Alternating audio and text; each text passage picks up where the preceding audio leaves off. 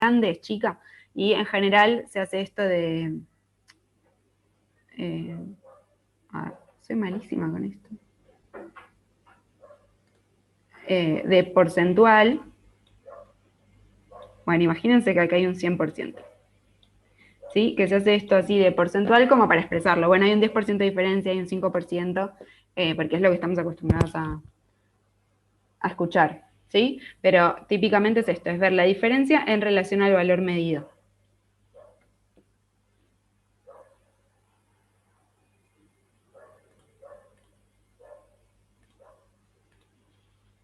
Eso quedó claro. Después, para el valor, eso es re importante para el valor del delta H, ¿sí? Cuando calculen su delta H experimental, lo tienen que comparar, vieron, como habíamos visto, con la suma de los tabulados de disolución más neutralización. Ahí saquen saquen esa diferencia porcentual. Ahí hagan el experimental menos en módulo, ¿no? O sea, siempre informen positivo. Hay una diferencia, es un tanto por ciento menor o un tanto por ciento mayor. Y ahí sí pueden poner abajo al teórico, porque, bueno, es como sería nuestro valor de referencia. Entonces hacen el experimental menos el teórico sobre el teórico por 100, experimental menos teórico sobre teórico por 100, y ahí tienen la diferencia porcentual entre su valor calculado y el valor teórico para informar. Eso siempre estaba bueno reportarlo. Y bueno, después está toda la parte de incertezas que van a hablar un poco más con Mercedes, porque por ahí tenés una diferencia del tanto por ciento, pero hay una incerteza asociada a todo tu método que hace que, bueno, esa diferencia no sea tan importante en relación a la incerteza que tenés. ¿Me puedes repetir lo del error porcentual un segundo? Así me largo ¿Cómo? lo que dijiste Sí, de calcular el error porcentual. tenés el delta H experimental Ujú. menos el delta H teórico, todo eso dividido, el delta H teórico, y eso por 100 para que sea porcentual. Perfecto, gracias. No hay nada. ¿Sí? Todo el ¿El delta mundo. H Sí. experimental sería el promedio de las dos medidas que tomamos? ¿O Bueno, de vuelta nos uno y pasa otro? lo mismo, ¿no? Si tenemos dos medidas que son comparables, hacemos el promedio. Si son muy distintas, eh, bueno, nada, me quedo con lo mejor. Y de vuelta, Claro. trato de identificar si puedo darme cuenta cuál fue la fuente de error en aquella medida que se está alejando mucho de lo que consideramos el valor correcto, digamos, del H. Eh, bueno, y este ciclo también lo pudieron bien, lo pudieron ver, tienen alguna duda, comprenden todos los pasos, los delta H involucrados, todo eso quedó claro. Sí, yo tengo una pregunta muy sonsa. ¿El CP del agua es lo mismo, ¿no? En Celsius o en Kelvin, o sea, es el mismo número, digamos. Da igual. Exacto, sí, es el mismo número porque pensá que en lo que es un CP, lo que te está indicando es, bueno, cuando un gramo de esta sustancia cambia su temperatura un grado, ¿cuál es el cambio en entalpía? Fíjate que Perfecto. este es el CP. Y como cambiar un grado Kelvin o cambiar un grado Celsius es exactamente lo mismo, porque, o sea, tienen distinto estado de referencia, pero Sí, sí, pero es lo un mismo. grado, así que Perfecto. nada, es lo mismo. Sí, sí, porque confundí un poco que yo hice todo en Kelvin, pero cuando ves la tabla del modelo, está en Celsius y nada, Sí, por eso digo exacto. preguntas. Me parece re bien siempre laburar en Kelvin porque después colgás y haces en Celsius y para muchas cosas no va a servir. Pero en este caso en particular, que todo el tiempo estamos trabajando con delta T y no con temperaturas absolutas, digamos, trabajar en Celsius o en Kelvin es indistinto, porque las diferencias de temperatura en ambas unidades son iguales. Entonces, en este TP en particular, podemos trabajar en grados Celsius sin ningún problema, pero como buenas prácticas de laboratorio, digamos, está bueno que laburen en Kelvin. Una pregunta. Si no llegamos a repetir la experiencia para calcular el delta H por segunda vez, ¿nos quedamos con el primer valor y listo? Y sí, Ah, ok. sí, No. no va a quedar otra. O sea, podés poner en el informe que, bueno, por falta de tiempo no pudiste repetir la experiencia y ya. Claro, como que el objetivo era tener un promedio de 2, pero que no se lleva tiempo. Sí, o sea, típicamente, en este caso, o sea, este es un caso muy particular en el cual sabíamos lo que tiene que dar. Entonces, como sabes lo que tiene que dar, se vuelve medio raro esto de querer hacerlo varias veces. Pero típicamente cuando vos no sabes cuánto tiene que dar, realizar la medida en oportunidades independientes y obtener siempre el mismo valor, lo que te da es como cierta confianza en tu método, ¿sí? En que no hay ahí, o sea, por ahí puedes tener, ¿se acuerdan? No sé si recuerdan la diferencia entre errores sistemáticos y aleatorios y qué sé yo, o sea, podés estar cometiendo un error sistemático, es decir, podés estar cometiendo siempre el mismo error y entonces vas a obtener siempre el mismo valor y todas las veces va a ser incorrecto, o sea, eso también podría pasar. Pero bueno, asumiendo que eso no está ocurriendo, el hecho de realizar las determinaciones de forma independiente varias veces y obtener siempre el mismo valor, lo que hace es darte confianza en ese resultado que obtuviste. Ok, perfecto. Gracias. Es más, me gustaría comentar algo con respecto a esto. Y es que hay dos cuestiones. Una es la reproducibilidad y otra es la repetitividad, ¿no? Que lo van a ver en estadística. Pero muchas veces también se busca medir en distintos equipos o medir por técnicas alternativas, distintas técnicas que me lleven a determinar lo mismo, ¿sí? Medir por operadores distintos también, en días distintos, y repetir muchas veces esa medida. No se hacen estas determinaciones nada más que 2 veces y me dio lo mismo, promedio, y ya está, o me dio muy parecido, digamos, con un error chiquito, y digo, ah, bueno, listo, entonces ya llegué bien al resultado. Cuando uno hace investigación, tiene que asegurar muy bien ese valor que está midiendo. ¿Mm? Y bueno, hay muchísimas fuentes de error. Está el error instrumental, está el error humano, están los errores de tipo aleatorio, los errores sistemáticos. Bueno, y uno trata de ir acorralando lo mejor posible al error. De eso se trata.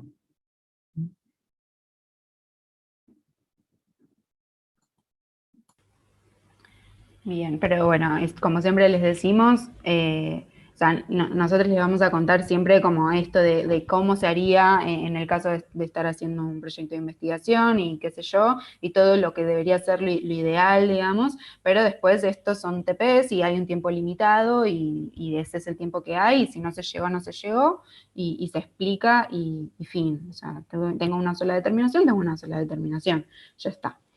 No pasa nada. ¿Sí? Bueno, bien, y bueno, lo que habíamos charlado la otra vez, ¿no? Que después hicieron las cuentas y me dijeron que si en 1 gramo y en 100 mililitros de 0,25 molar hay exactamente la misma cantidad de moles de hidróxido de sodio que de ácido clorhídrico, y entonces esto es o sea, podemos disolver y neutralizar completamente el hidróxido de sodio, que es lo que queríamos, y no tenemos un exceso de clorhídrico. Bueno, fíjense, o sea, ustedes podrían analizar qué pasaría si se pasaron, si pesaron de más, si pesaron de menos, etcétera. Todas esas cosas son cosas que ustedes pueden ponerse a pensar, como ver cómo impacta en el valor del tache que obtengo si no ocurrió completamente la reacción, si pesé mal alguna masa, etcétera, ¿sí? Porque viendo la fórmula yo me puedo dar cuenta de qué pasa si acá puse un número que en realidad es más grande que el que era en realidad, etcétera. Todas esas cosas son análisis que ustedes pueden hacer mirando la fórmula con la que calculan. No sé si tienen alguna otra duda de los procedimientos en sí, del marco teórico o de sus valores que obtuvieron, que no les están dando bien y no saben por qué.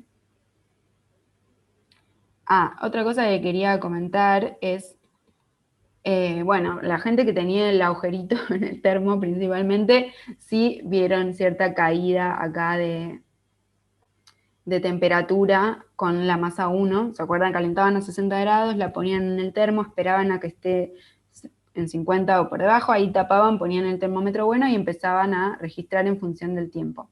¿Sí? Estos gráficos los tienen que hacer, o sea, tienen que generar uno similar a este. Y veían cierta caída. Entonces, eso les quedó claro que si estaban viendo cierta caída, lo que tienen que tomar como temperatura 1 es la extrapolación de esta tendencia al momento del agregado de la masa 2. ¿Sí? ¿Eso había quedado claro? ¿Pudieron hacerlo? ¿Supieron cómo hacerlo? Es que acá yo tengo una duda, por ejemplo, porque lo de la extrapolación sería, o sea, graficar todo en Excel. Exacto. Claro, porque eso es lo que a mí me... Porque yo había entendido que lo que era la temperatura 1 era que, bueno, si veníamos midiendo ya 3, 4 valores iguales, tipo de T, eso era T1. Claro. Ok, porque vos me decís extrapolación y yo como, no sé si puedo hacer esto en un Excel, pero lo que no me... ahí voy a lo que quiero llegar. Confirmando que hice bien todo lo anterior, volviendo a esto, que si hay como que si en el Excel alcanza solamente como con poner los puntos, o hay como que hacer algún tipo como de ajuste, y sumado a eso, esta cuestión de que nosotros registramos el tiempo en el que agregamos, ya sea el agua a temperatura ambiente o perdón, globulitos, no me sale otra forma de decirlo. De hidróxido de sodio, perdón, es que son muy parecidos. Son muy parecidos. Sí. Fue el comentario que hicimos con Luca también. O sea, ¿dónde había que informar eso y cómo había como que registrar todo eso en el informe, vale la redundancia? Eso, porque vos dijiste como lo de extrapolar y yo dije como, ay no, pero no eran los 3, 4 valores que habíamos medido que daban lo mismo, y me asusté. Perfecto, buenísima la pregunta. Comparto el Excel, Nati, así les explico cómo graficar las dos series en un Excel porque está muy relacionado, no sé si querés decir. Dale, sí, quiero un cachito contestar antes quiénes deben extrapolar y quiénes no. O sea, todo el mundo puede extrapolar, pero fíjense, hay dos situaciones distintas. Una es la situación que contó Nina recién, en la cual a ella se le quedó planchado el valor de T en un momento. Tuvo 2-3 minutos donde eso estuvo planchado. Si eso estuvo planchado, eso viene con una tendencia que es horizontal, ¿sí? Entonces, si yo tengo algo que es horizontal, puedo extrapolar al infinito, que va a seguir valiendo lo mismo, ¿sí? Entonces, como a vos te pasaba que tenías temperatura constante, entonces, al momento del agregado de tu masa 2, no hay motivo para que asumas que la temperatura cambió, porque la temperatura venía manteniéndose constante. Entonces, en ese momento seguía siendo igual a la que era 10 segundos antes de que vos agregues. No sé si me explico. ¿Sí? O sea, también estás extrapolando. Porque, ¿qué es lo importante? T1, ¿qué es T1? T1 es, miremos el ciclo. T1 es la temperatura que tenía el termo y la masa 1 de agua en el momento en el que yo la mezclé con la masa 2. O sea, cuando en T agregado, en el tiempo de agregado. Esa es la T1. ¿Sí? No es la que venía teniendo o cuando yo metí el termómetro la primera vez o lo que sea. A mí lo que me interesa, fíjense, el proceso que está descrito en el ciclo comienza en el momento en el que yo pongo en contacto las dos masas de agua. Entonces, lo que yo necesito saber es exactamente qué temperatura tenían la masa 1 y la masa 2 en el momento que fueron mezcladas. ¿Se entiende eso como conceptualmente? Entonces, yo miro acá y lo que me está pasando, si yo tengo una tendencia como esta, es que la masa 1 y el termo, cada vez que yo medía tenían una temperatura distinta, ¿sí? Tenían una tendencia de que iba perdiendo temperatura todo el tiempo. Entonces, lo que me sucede es que mientras yo fui a buscar el vasito, abrí el termo, qué sé yo, la masa 1 y el termo se siguieron enfriando. Entonces, en el momento en el que le cayó la masa 2, ya no tenía una temperatura igual a la última que yo medí. Tenía un poquito menos. Entonces yo necesito saber, bueno, pero ¿cuánto tenía cuando las mezclé? Si uso la de antes, voy a estar cometiendo un error, porque voy a estar asumiendo que eso estaba más caliente de lo que en realidad estaba. ¿Se entiende eso? ¿Queda claro por qué necesito conocer cuál es la T1 en el momento del agregado? Si venía constante, no tengo por qué sospechar que en el momento del agregado mágicamente cambió, ¿sí? Yo solo, Por eso es extrapolar. Yo voy a estar asumiendo que la temperatura 1 valía tanto en un momento donde yo no la estaba midiendo. ¿En qué me voy a basar? En las medidas previas que hice. Si previamente se venía manteniendo constante, no tengo por qué sospechar que en ese momento cambió. Pero si previamente venía con cierta tendencia a la baja, voy a sospechar que mantuvo esa tendencia a la baja. Y ven que acá esto está como fiteado con una línea, que yo tengo los puntos de medición, pero hay una línea de tendencia.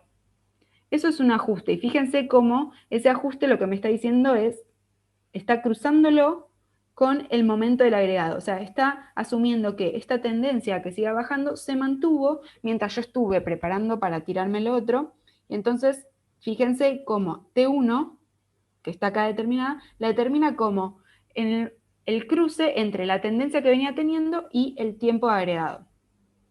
Porque asume que al tiempo agregado T1 valía lo que indica esta línea de tendencia. ¿Se entiende eso conceptualmente? Ahora vemos cómo se hace en el Excel con Mercedes, pero que es, o sea, yo siento que hay como dos momentos en esto. Primero, entender qué quiero hacer y por qué lo quiero hacer. Y después, bueno, cómo se hace. O sea, pero, ¿entendieron el por qué es importante? Sí, sí. Sí, sí. Yo tengo Buenísimo. una consulta sobre esto. Sí, En mi caso, a mí los valores al principio empecé con una temperatura de 48 grados, sí. que bajó bastante drásticamente hasta los 45, y en 45 como dejó de ser tan brusco el descenso de temperatura. Siguió bajando, pero menos rápido, digamos. Y es como que me quedaría no una recta, sino una cosa como más, como con una pancita. ¿Cómo extrapolaría ahí? Tomaría los últimos valores, Sí, cuando ya se había estabilizado un poquito mejor. sí, yo creo que sí. Si tengo que arriesgar en qué puede ser que haya pasado, quizás, o sea, pensá que vos cuando empezaste a registrar cambiaste de termómetro, ¿no? Tenías un termómetro que estaba caliente ahí metido, sacaste y pusiste uno que venía de afuera y estaba frío. Bueno, quizás ahí hubo un pequeño intercambio de calor hasta poner ese termómetro a una nueva temperatura y por eso ahí te bajó como un poco distinto que después cuando ya estaba todo estabilizado y ya fue una bajada como de todo el sistema enfriándose a la vez y no un intercambio ahí. Si tuviese que arriesgar, podría decir que quizás se debió a algo así, aunque, bueno, debería ser poquito. Pero sí, yo me quedaría con el final, digamos. O sea, si no tienen así todo como parejito, usaría la última tendencia. Vamos a creer que ahora que el sistema se siguió comportando como se venía comportando en los instantes inmediatamente anteriores y no mucho antes. ¿No? Si yo tuviese que arriesgar, haría eso.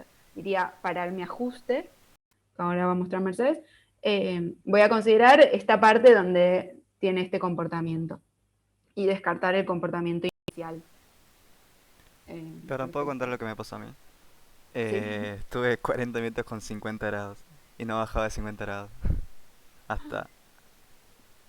O sea, primero, no podía, al ser tipo, no podía ver lo que estaba adentro, puse el termo más o menos a la mitad, tocando la pared, porque, bueno, suponiendo que es homogéneo y. Primero que nada tenía un agujero, o tenía dos agujeros, así que algo de materia y calor iba perdiendo todo el tiempo. Así Sí. que. Nada, puse el termómetro un poquito más arriba como para que toque las paredes y sentir la temperatura que tiene el termito. Y no, 50, 50, 50, tuvo un rato largo hasta que bajó hasta 48 y se mantuvo ahí constante. Y bueno, como estaba un poquito menos de 50, ya cambié el termómetro y puse el agua, porque si no, no terminaba más. Bueno, yo ahí pienso que el problema fue porque decís tocando las paredes, o sea, el termómetro tenía que estar sumergido en el líquido. O Pero no sea, podía ver la medida, sino. no, lo levantás y mirás rápido, Sí, digamos. igual dice eso, Pero, pero igual tampoco. Estaba 50 cada tanto. Como a ok, la mitad me dije, bueno, voy metiendo cada 30 segundos y lo saco un poquito para ver la temperatura y estaba en 50. claro, sí, no, ahí si no logramos cambiar, digamos, el termómetro, por ahí es abrir y que se enfríe un cachito y que asegurarte que está bajo de 50, tapar y arrancar, Ujú. pero era importante con el termómetro graduado a la décima de grado registrar durante un tiempito la temperatura justamente para chequear esto, ¿no? Para ver si igual si se te mantuvo a 50, 800 años, no, digo, en principio debería mantenerse también a 48, 800 años.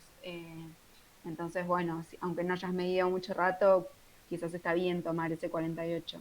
Sí, Pero bueno, idealmente la onda era esta justamente porque, o sea, porque necesitábamos conocer cómo se venía comportando el sistema para estar tranquilos que cuando estuviéramos mezclando, conocemos cuál es la temperatura que tenía en ese instante la masa 1 y el termo. claro. ¿Por qué? Porque si yo no estuve midiendo en función del tiempo y medí una sola vez, no tengo forma de saber si eso estaba bajando bruscamente y entre que yo agarré el vasito y abrí, qué sé yo, bajó un montón, o si se estaba manteniendo constante y es el mismo número. Entonces, si no tengo unas medidas anteriores con la tendencia, no puedo saber qué estaba pasando cuando yo no estaba midiendo. Por eso es que lo hacemos, digamos. No porque yo tenga que usar estos puntos para algo, más que para ver su tendencia. Después a mí el único valor que me interesa es T1. En mis cálculos va T1 y todo lo demás, besito. Pero para poder conocer T1 y confiar en ese valor de T1, necesito conocer cuál era la tendencia, cómo se estaba comportando el sistema. Nati, y esto mismo Sí, sí, buenísimo. aplica para la próxima experiencia, ¿no? O sea, Exacto. para lo de la extrapolación, digo. O sea, si yo obtuve valores constantes, no me haría falta en principio extrapolar para la temperatura inicial. Tal cual. Y en la segunda experiencia que estaban trabajando a temperatura ambiente, bueno, ahí no hay motivo para que nada se esté. Digo, si yo tengo algo que está a temperatura ambiente, aunque no tenga un termo, va a quedar a temperatura ambiente, porque no hay nada que, digo, justamente está a temperatura ambiente, está en equilibrio con el resto del ambiente. Entonces, ahí seguro que era constante y por ahí hay más en ver bien, entender bien cuál es la temperatura final. Como que en la temperatura final es bastante clara, es como que mezclaste las aguas, mediste 2, 3 valores, 4, 5 y todo te dio constante y es fácil. Y la T1 es la que nos va a traer más laburo. Y en la otra experiencia, la T inicial está muy clara porque está planchada, porque es la temperatura ambiente, y la T final, entender bien, bueno, cuándo se terminó de disolver y cuándo es que se planchó y cuándo es que ya es el termo perdiendo calor o lo que sea. Esa es la parte más tricky en la segunda experiencia. Pero bueno, se entendió entonces este gráfico y por qué queremos hacer el ajuste de estos datos y extrapolar al tiempo de agregado, extrapolar esta recta. ¿Sí? Sí, sí. Buenísimo, listo. Entonces pasamos a la parte de cómo es que uno logra extrapolar.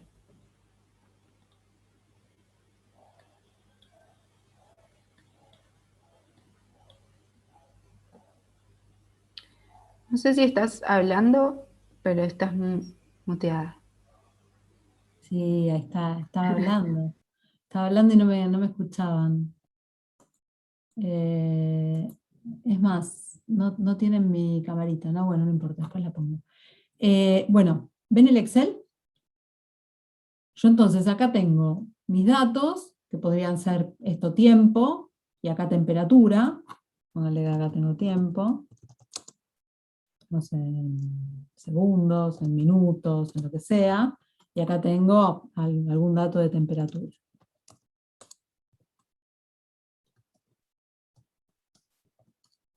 ¿Sí? De cualquier determinación, no importa, puse cualquier valor. Entonces, cuando marco esto, insertar por acá gráfico, bueno, me dibuja el gráfico este que estábamos viendo. ¿Sí? Ahora, si lo que yo supongo es que esto tiene que ajustar a una recta, por algún motivo, ¿sí? Entonces miro y digo, bueno, la verdad es que estos dos datos se me están yendo de la recta, ¿sí? Y lo que pienso es, bueno, me voy a quedar con estos datos hasta acá, ¿sí?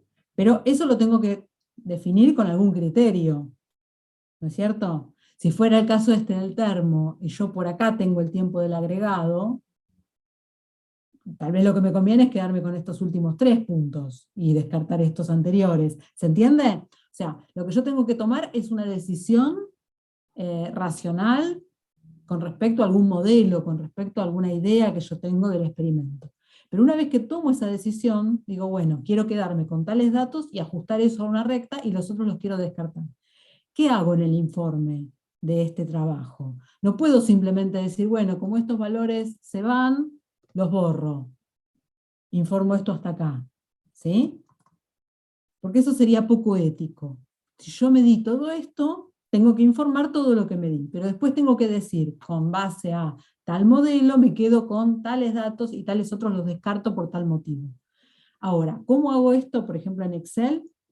Lo que tengo que hacer es, si quiero descartar esos dos valores, los grafico en otra columna. ¿Sí? Acá en esta columna tengo mis datos descartados. Y ahora, ¿qué es lo que voy a graficar? Bueno, todo lo que medí.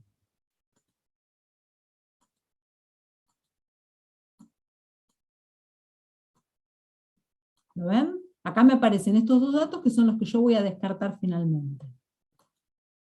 Y me los grafica en otro color. Entonces ahora, bueno, le agrego la línea de tendencia, busco la ecuación de esta recta, ¿sí? Y teniendo la ecuación de esta recta, por ejemplo, puedo extrapolar a el valor que tendría la temperatura al tiempo 7,5, que no lo estoy midiendo. ¿Se ve? Pero solamente tomando estos valores, si fuera lo que yo quiero hacer. ¿Sí? Así me manejo para informar mis datos. Y entonces pongo el título que corresponda al gráfico, qué estoy midiendo en cada una de los ejes, con las unidades que corresponde, y pongo un epígrafe abajo poniendo que se grafican en color azul los datos que se consideran en el modelo de ajuste lineal, bla, bla, según tal teoría, y se grafican en naranja los datos que fueron sacados del ajuste por tal motivo. ¿Sí? ¿Hay dudas con esto? No, Sara, se entendió perfecto, genial, gracias. Bueno. Es medio temprano, yo no sé si quieren hacer ahora un intervalo o seguimos directamente con la práctica 3 y a lo mejor terminamos un rato antes. ¿Qué opinan? Yo quería consultar una cosa, pero más que nada porque tengo gente, amigas que ya cursaron esta materia cuando era presencial y como que de repente digo, bueno, tal vez nosotros no lo vamos a hacer. Todo lo que es propagación de errores y eso. Ah, sí, justo voy a hablar de eso. Buenísimo. ¿Alguna otra consulta? Sí, yo quería hacer una pregunta más de orden. Bueno, yo en mi caso no, bueno, ya le habíamos hablado igual, pero voy a usar los datos de un compañero porque a mí no me terminó de salir bien todo. Y te quería preguntar en el sentido de cuando arranca la sección de resultados y discusión, yo no sé si desarrollar algo ahí, sé que lo tengo que hacer para poder explicar y justificar de por qué estoy tomando otros datos, eso lo tengo entendido, pero a lo que voy es, o sea, hago toda la explicación de toda mi experiencia y al final pongo esto lo desecho y solo pongo los resultados de otros, o porque cuando pongo los resultados de otra gente también tengo que desarrollar eso, entonces siento que me va a quedar un TP de 80 páginas y bien gracias, ¿quién lo va a leer? Justo, sería como castigarte mucho. Básicamente. No, poné un parrafito explicando lo que sucedió con tu experiencia, qué es lo que crees que falló y por qué no pudiste tomar tus datos, y explicando que tomás los datos de tal compañero, y a partir de ahí seguí como si fueran tus datos los que tomaste. ¿Sí? Y Perfecto. analizar. ¿Mm? Genial. No, Y otra mini pregunta. me parece que es valioso también que puedas analizar qué es lo que pudo haber fallado por lo cual tus datos no sirven. ¿Sí? Claro, Eso claro. es importante, pero en un parrafito. Sí. Y otra pregunta, porque a mí la experiencia del CK sí la puedo hacer, pero bueno, obviamente cuando desarrolle todo lo otro voy a tener que usar otro CK. Entonces, mi pregunta es, porque viste que está organizado para que vos hables primero de la experiencia del CK y después de la experiencia del Delta H de neutralización. Hago ese mini parrafito explicando por qué no uso todo lo otro en la parte de ejes, ¿no? Lo del principio ya está, o sea, voy a explicar lo de otro, pero bueno. Se sobreentiende que usas todo lo de otra persona. No tiene sentido que uses los datos de CK de un termo y después midas con otro. ¿Se entiende? Soy yo que la veo congelada, Vicky. No, es Vicky. No, sí, Sí, no sí, sé sí, qué. perfecto. Ah, bueno, perfecto, Vicky. Te Eh, congelaste en un momento. Bueno, genial entonces. y a Nina, la pregunta del chat de si habría Sí, que probablemente informar. yo. Ahí me escuchan igual. Sí, Sí. ahí sí. ¿Tenés otra pregunta, Vicky? No, no, igual. No, no, no, no. Iba a decir que al final sí, yo, más allá de que me trabé, sí escuché todo, así que perfecto, genial. Gracias. Bueno. Buenísimo. De si tenés que informar el tiempo en el que agregamos si no vas a extrapolar, bueno, ahí pierde un poco de sentido porque tiene un valor súper importante si yo necesito conocer ese tiempo para conocerte uno, pero quizás puedes hacer el comentario ese justamente de que como se te mantuvo constante, entonces no necesitas, o sea, si bien estás extrapolando porque vos estás usando la T1 al tiempo agregado, eso lo estamos haciendo siempre, no fue necesario realizar un ajuste porque ya sabes el ajuste que te va a dar una serie de puntos constante, te va a dar igual esa temperatura, sin nada más, porque es una... Sí. O sea, esa extrapolación la estás realizando. El tema es que, como es una constante, no necesitas que hacer las cuentas, digamos, para saber cuánto era T1. Pero, digo, podés hacer ese comentario de por qué no haces el ajuste y qué sé yo, pero de que en realidad sabes que estás usando la T que había a tiempo agregado.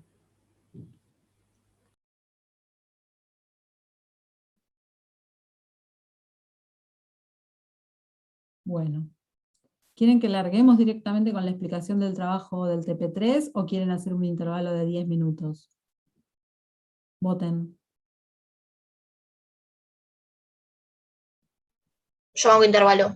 ¿Intervalo? Dale. Entonces Bueno, hacemos Todos 10 minutos de intervalo, ¿les viene bien? Sí, sí, ¿Arrancamos me tranqui. 5? Dale, dale. Listo.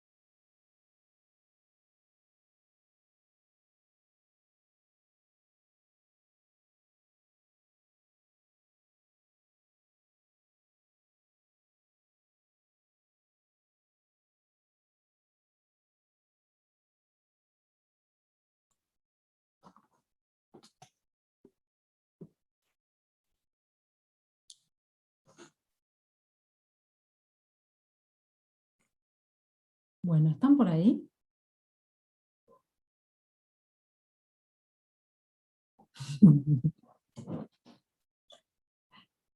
Muy bien.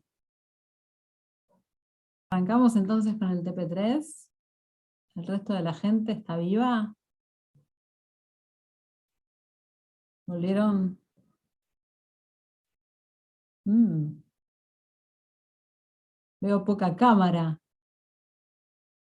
Che, enciendan las cámaras, así nos vemos, aunque no tengan que preguntar nada. A mí me da cosa hablarle a la pantalla, me parece algo raro.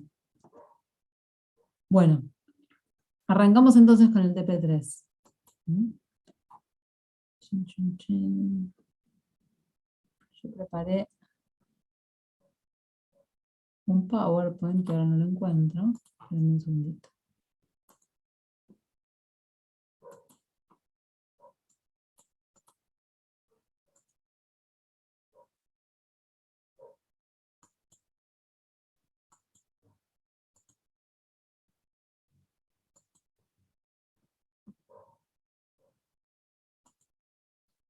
Bueno, ahora sí. Le paso de tiempo para que vuelvan del recreo. ¿Están viendo la pantalla? Sí. Sí. ¿Sí? Bien.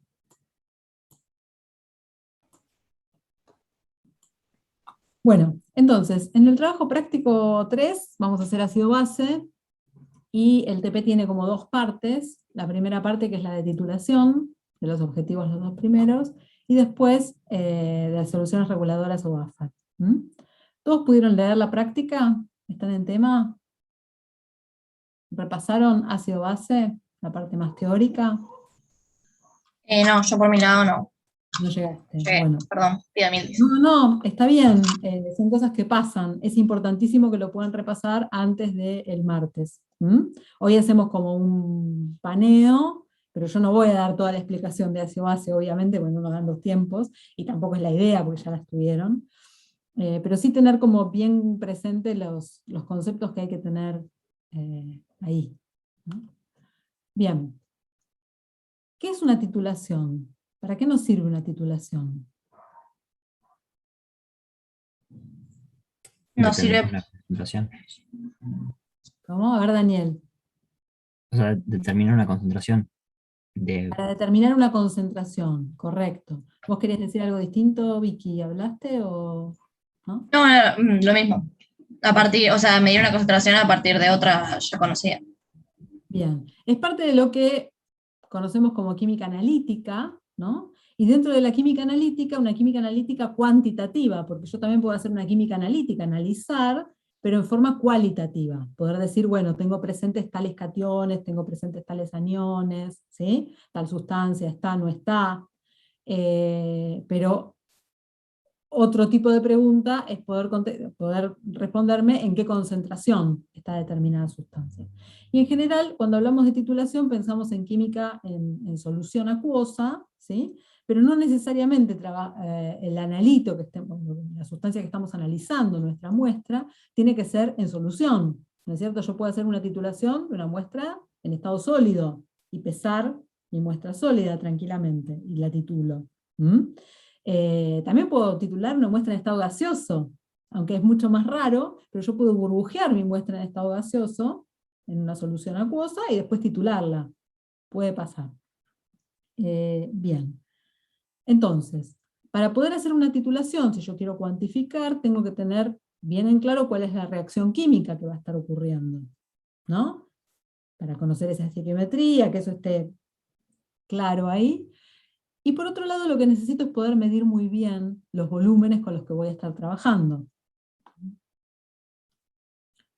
Entonces, por un lado, acá es una titulación, no necesariamente son todas titulaciones ácido-base, ¿sí? Puedo hacer titulaciones de otro tipo de reacciones, pero en particular vamos a hacer en este TP una titulación ácido-base, y voy a tener un ácido y una base que reaccionan, ¿sí? Según esta estequiometría dada, y uno de ellos va a ser mi muestra. O sea, si tengo una muestra que es ácida, la voy a titular con una base. Si tengo una muestra básica, la voy a titular con un ácido.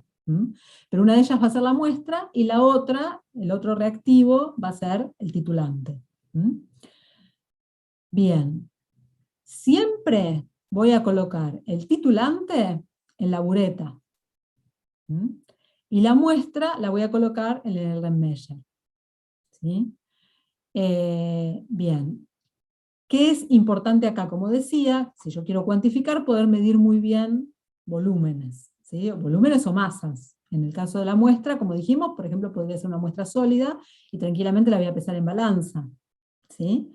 Si es una muestra líquida, la voy a medir con pipeta. Pero, por ejemplo, si hablamos de la muestra y de cómo la voy a medir, voy a usar una pipeta graduada o una pipeta forada para medir esa muestra. La grabada. ¿Cómo? ¿La grabada o no? ¿Quién opina lo mismo? ¿Quién opina distinto? ¿Y por qué? O sea, creo que en realidad depende del volumen como que con el que quieras trabajar, me parece. O sea, y cuánta precisión quieras tener al respecto, creo. ¿Necesito tener precisión o necesito tener exactitud? Esa es otra pregunta que tengo para hacerles. Yo Siempre diría que decimos, precisión. ¿cómo? Yo diría que precisión, pero no sé. No. O Lo sea, que un poco. buscamos acá es tener exactitud. ¿Sí? Ok. Poder medir exactamente el volumen que queremos medir. ¿Sí? Y el asunto es el siguiente. Es muy importante el tema de los errores. Porque cómo, o sea, ¿cuál es la cuenta que finalmente vamos a hacer acá? Para calcular la concentración de mi muestra, ¿no? Mi muestra es el ácido. Entonces yo, la cuentita que voy a hacer es que la concentración de ácido por el volumen del ácido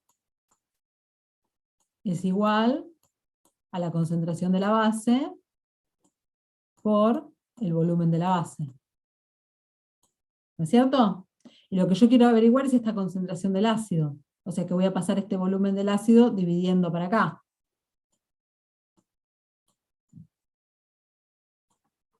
Y lo borro de este lado. ¿Sí?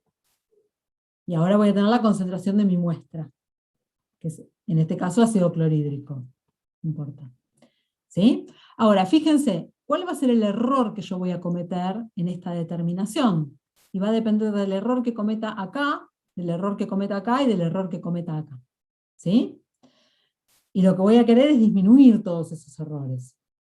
Entonces, por ejemplo, yo acá estoy poniendo volumen de la base, pero a lo mejor en vez de, perdón, volumen del ácido, pero a lo mejor la muestra en vez de medir un volumen, estoy pesando, ¿no? Si estuviera pesando, voy a pesar en una balanza analítica o en una balanza granataria.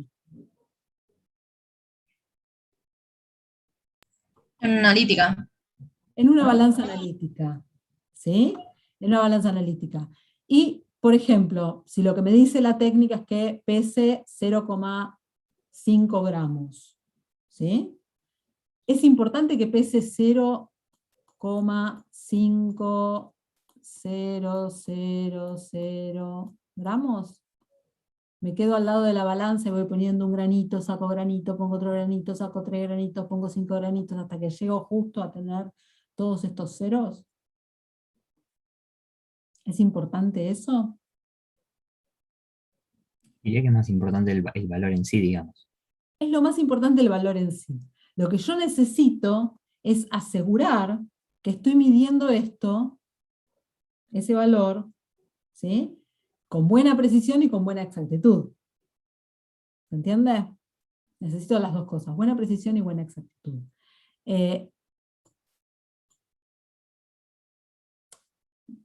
Perdón, necesito buena precisión en este caso. No necesito que sea exactamente 0,5000. Puede ser 0,5183. El asunto es registrar perfectamente estos valores, ¿sí? Y saber cuál es el error con el que voy a estar midiendo. ¿Qué es lo que me va a interesar acá con respecto al error? El error relativo con el que yo hago esta determinación, ¿sí? Acá voy a tener un porcentaje de error relativo, ¿sí? Ahora, por eso decíamos, en este caso me quedo con la balanza analítica, porque si agarro la balanza granataria, ¿qué es lo que pasa con este porcentaje? Aumenta mucho más. En el caso de la balanza analítica, este porcentaje, ¿cuál sería? Y bueno, voy a tener un error acá, en más o menos, no sé, un 1, un 2, un 5 acá. ¿Sí? Como mucho llega a ser un 0,1% en esta balanza, el error. ¿Todos lo ven, esto que estoy diciendo? Ahora, si peso en la granataria me da solamente 2 decimales, pónganle. Y entonces voy a tener más o menos 1 acá en este decimal. O sea que paso a tener un 2% de error.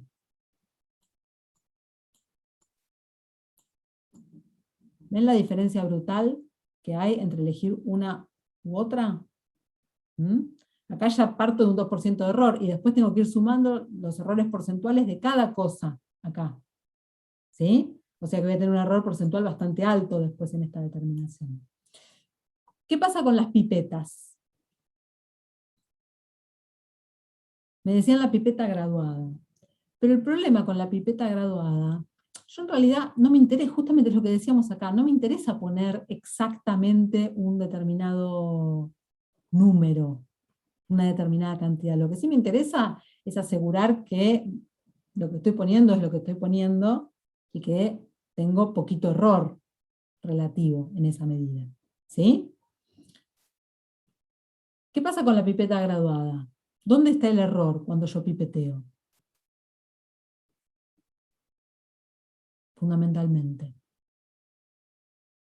Aparte de que puedo pipetear mal, se me va el dedo y se me escurre cualquier cosa. Bueno, eso no. ¿Sí? Si estoy midiendo bien con la pipeta.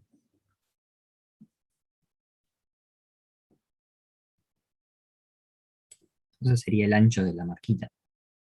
En el aforo, ¿no es cierto? Yo tengo, por ejemplo, estas son las paredes de vidrio, por acá tengo mi marquita, y vamos a dibujarlo en celestito, no sé. Acá tengo la solución. ¿Sí?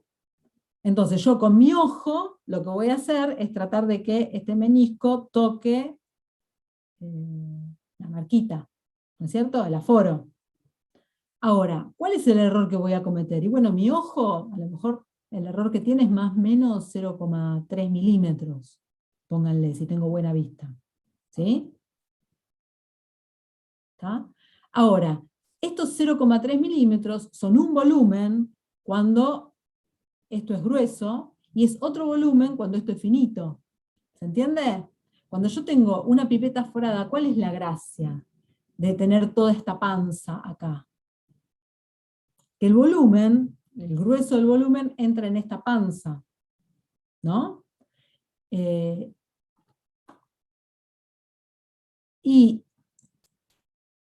Lo que voy a estar midiendo, el meñisco que voy a estar midiendo acá, esto tiene un grosor muy finito, digamos, ¿sí? Entonces, más o menos 0,3 milímetros, que es lo que puede distinguir mi ojo, es un volumen muy chiquitito. En estas otras pipetas, lo que ocurre es que el volumen está repartido en todo el largo de la pipeta. Y el ancho de esa pipeta es mucho más grande. Parejamente gorda es, digamos, por decirlo de alguna manera. ¿Sí? Con lo cual, 0,3 milímetros en este aforo de mi ojo es un volumen mucho más grande. O sea que el error porcentual que voy a estar cometiendo es mucho mayor en una pipeta graduada que en una pipeta aforada. ¿Sí? La única, o sea, la contra que tiene esta pipeta aforada es que yo voy a poder medir solamente un dado volumen. En este caso, por ejemplo, acá, no sé, nos dice en el protocolo, mida 2,00. Voy a tomar una pipeta que sea de 2 y mido 2,00. Es el total del volumen, no puedo medir ninguna otra cosa intermedia. ¿Sí? Me pasa algo distinto que con las balanzas. Claro, y eso, o sea, la pipeta forada va a ser la que usamos para medir en o sea, la solución que va a ir en el Erlenmeyer, o sea, pero después Esta. la solución, el titulante vamos a usarlo con la graduada, ¿o no?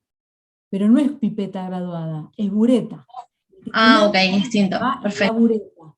Y la bureta, de alguna manera, es parecida a una pipeta graduada, pero más grande, ¿sí? Y en la punta tiene un robinete, no sé si se llega a ver ahí. Esperen que... Ahí se ve mejor.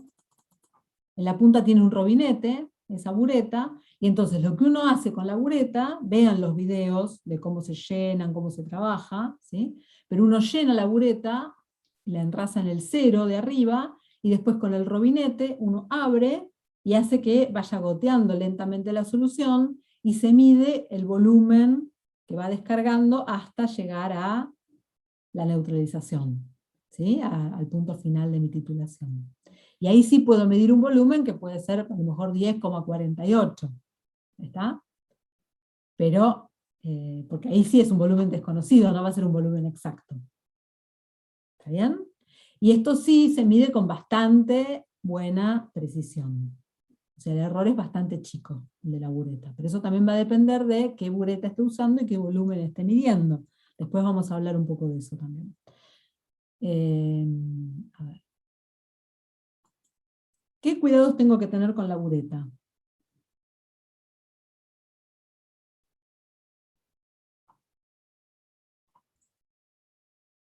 Se me ocurre no llenarla con la perillita abierta, ponele.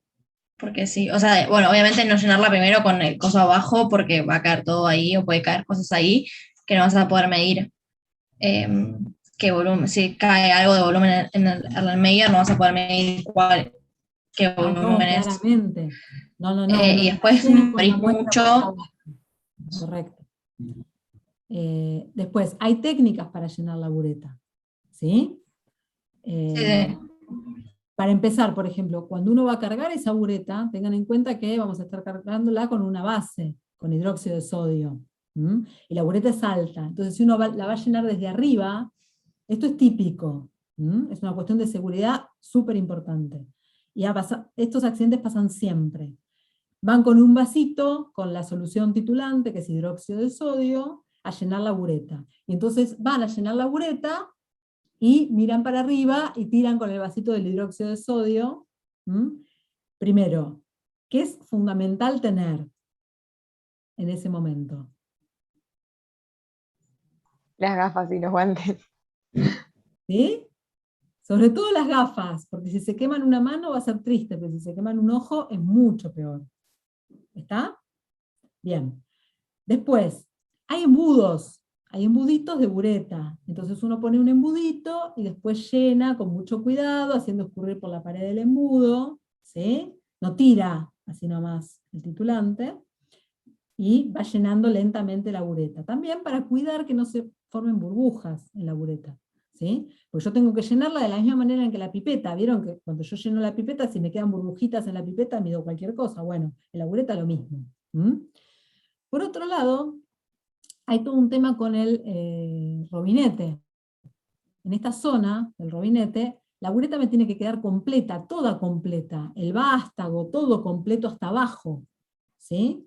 Igual que la pipeta tiene que quedar toda llena, si no mido cualquier cosa, ¿está? Porque si yo la lleno, por ejemplo, hasta acá arriba, pero todo el vástago me queda con aire, ¿qué es lo que va a ocurrir? Empiezo a escurrir el volumen, pero cuando corto y mido en esta escala y digo, ah, bueno, escurrieron 10 mililitros, en realidad no, porque hubo todo un volumen que está llenando ahora el vástago que antes estaba vacío, ¿se entiende?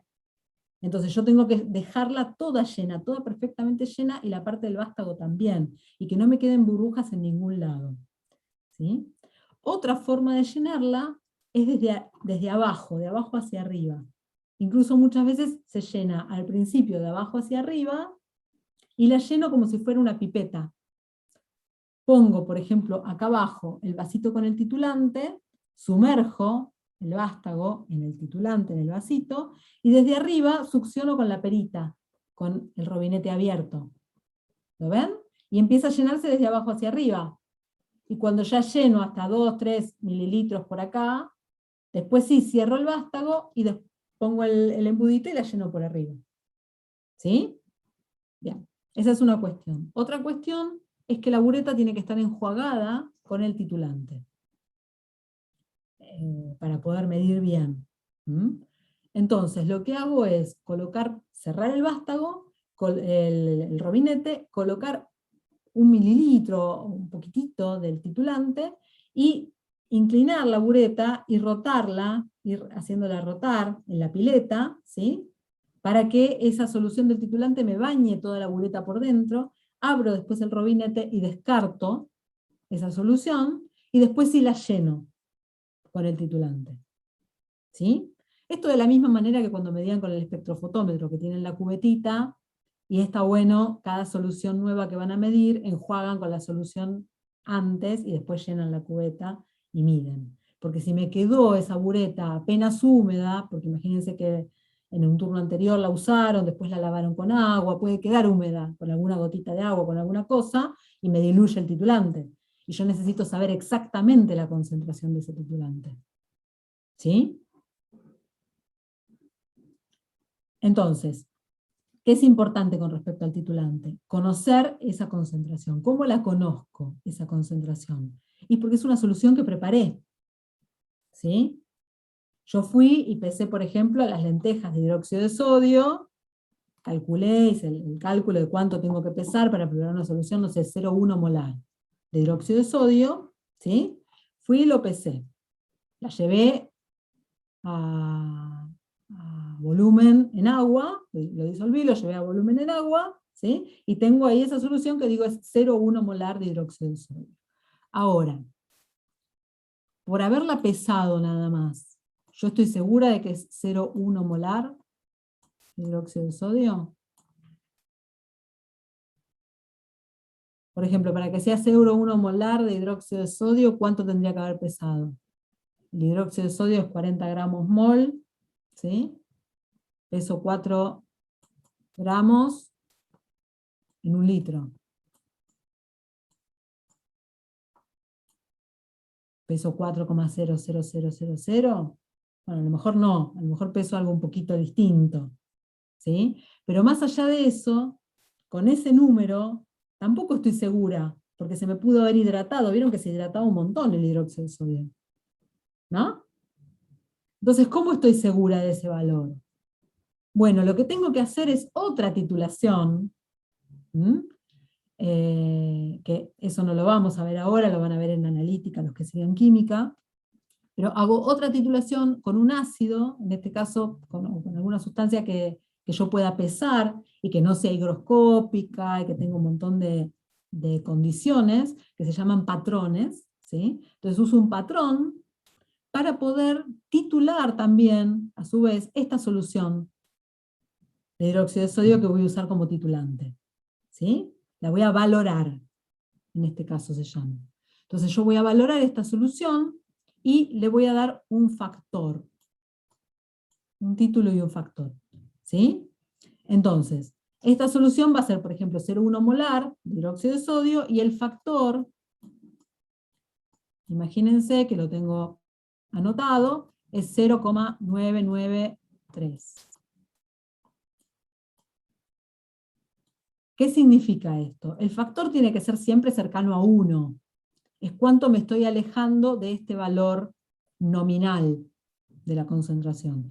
Y para sacar la concentración real, lo que yo hago es multiplicar esta concentración nominal por el factor. ¿Sí? O sea que la concentración real, en este caso, de esta solución de hidróxido de sodio que voy a usar como titulante, va a ser la concentración de mi base,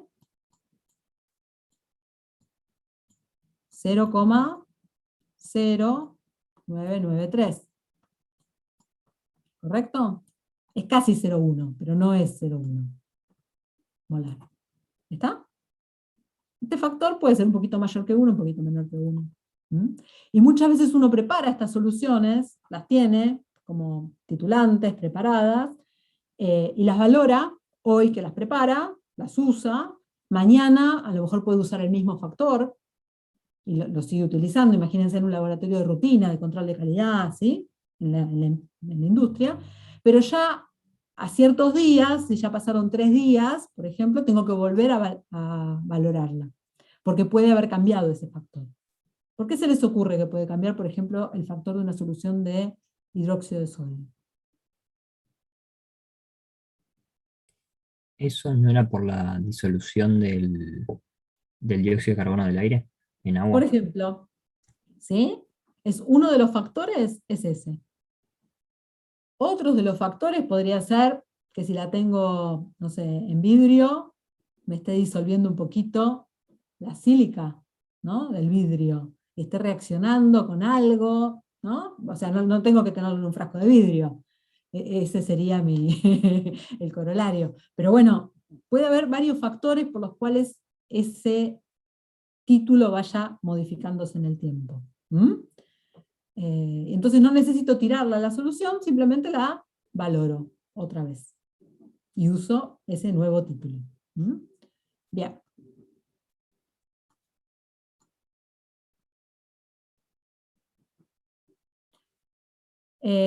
Otra cuestión importante cuando hablamos del tema de los errores, fíjense que es qué volumen voy a usar de esta solución titulante y qué bureta estoy eligiendo para trabajar. ¿Sí?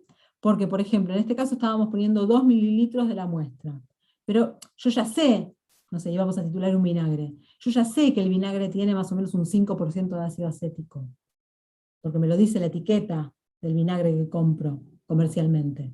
¿Sí? Entonces yo, por ejemplo, podría estar trabajando en control de calidad, en la empresa que fabrica el vinagre, y yo sé que ese producto tiene que tener un 5% de ácido acético. Entonces puedo hacer las cuentas, no sé exactamente la concentración que tiene esta partida, y eso es lo que tengo que analizar para ver que esté dentro del rango, ¿sí? Para que pueda salir al mercado. Pero sí sé el valor esperado, lo que estoy esperando que tenga. Entonces, con ese valor esperado, yo puedo calcular aproximadamente qué volumen de este titulante voy a usar. ¿Sí? Y es muy importante definir con qué bureta voy a trabajar. Porque, por ejemplo, si yo estoy esperando gastar 8,5 mililitros aproximadamente, ¿qué bureta voy a usar? ¿Una de 50? ¿Una de 25? ¿Una de 10? ¿Es lo mismo? ¿Qué opinan? No voy a poder usar una boleta de 5 porque tendría que cargarla 2 veces, ¿no? Sería incómodo, además de que cometo más error. Pero, por ejemplo, entre la de 10 y la de 25 y la de 50, ¿les da lo mismo? La de 10 porque sería más, no sé si es exacta o precisa. ¿Cómo? Sería la de 10, como que se Sería acerca la de más al valor que 10, quiero medir. ¿cierto? ¿Por qué? Porque voy a poder tener mejor precisión. Porque si yo tomo la bureta de 10, que va a ser así finita, ¿sí? El error entre cada una de estas rayitas, la mínima división de esa bureta, es un volumen mucho más chiquito que si yo tomo la bureta de 50, que va a ser mucho más gorda. ¿Sí? Y entonces cada una de estas rayitas, la precisión que me va a dar es mucho menor. ¿Se entiende? Porque a lo mejor cada una de esas graduaciones es 0,2 mililitros y acá es 0,05. ¿Sí? ¿Está? Bien. Entonces el error porcentual que voy a cometer es mucho mayor si tomo una bureta de 50. Nunca voy a medir un volumen que sea la cuarta parte de mi bureta, por ejemplo. Esa es una idea. Tengo que tratar de gastar más o menos el 60-70% del volumen de la bureta. ¿Sí?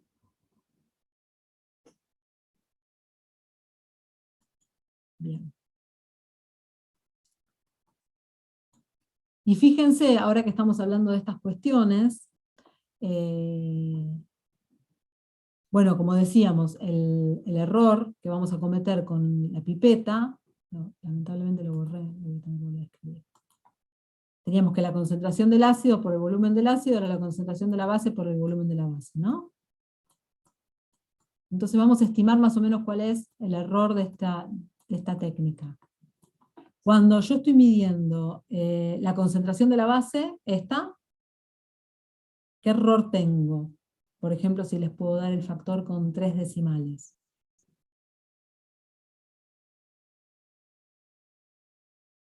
Les digo que el factor es 0,993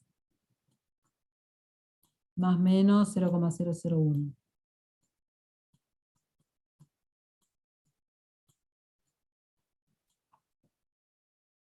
El error es casi de 1 en 1000 aproximadamente, 0,1%, ¿no? ¿Está bien lo que digo? El error del volumen de la base, ¿cuál es?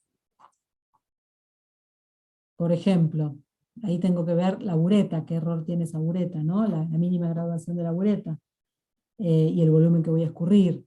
Pero supónganle que voy a escurrir 8,5 mililitros aproximadamente, y que el error de la bureta es más o menos 0,002. 0,02, perdón. ¿Alguien me hace esa cuenta?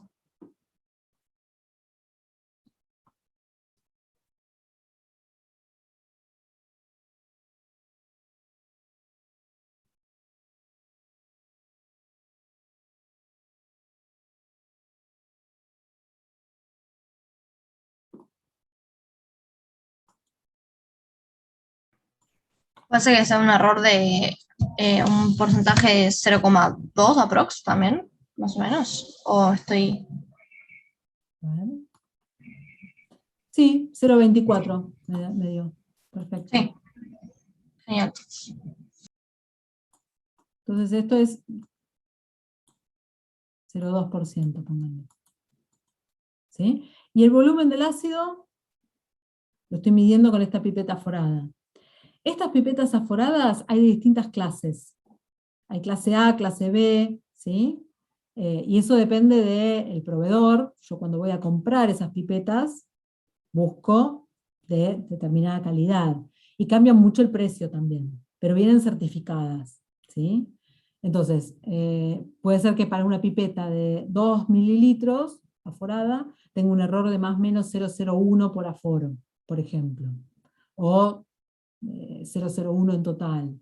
Eso depende de la pipeta y de la calidad que tenga. Pero supónganse que el error que estoy cometiendo es 0,02 en 2 mililitros. O sea, ahí tendría ya un 1% de error. El error más grande, en este caso lo estoy teniendo en el volumen este, que estoy midiendo con la pipeta. ¿Sí? Fíjense que si yo mido un volumen un poco más grande, por ejemplo 10 mililitros, paso a tener un error más chico, en este caso. ¿Sí? Porque porcentualmente el error es menor. Pero bueno, esos son detalles técnicos. Y entonces, finalmente, ¿cuál sería el error que estoy cometiendo en esta determinación? Si tengo esos errores porcentuales. 0,1, 0,2 y 1.